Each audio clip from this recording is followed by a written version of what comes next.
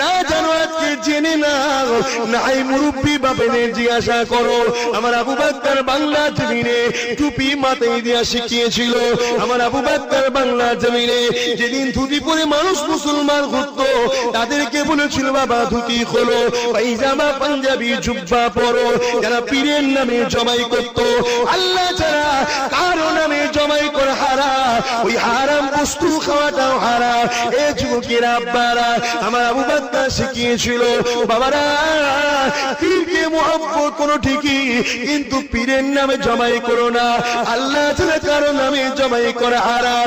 আমার আবু বকর কি করেছিল, যেদিন বাংলা জমিনেতে বেদাতীদের পাল্লায় পড়েছে একদল সরল পিনান মুসলমান, তারা নিজেদের ঈমানকে সিজদা করে শেষ করে দিয়েছিল, পীরের পায়ে যে সিজদা করত। আমার আবু বকর এসে বলেছিল বাবারা আল্লাহ ছাড়া কারো কাছে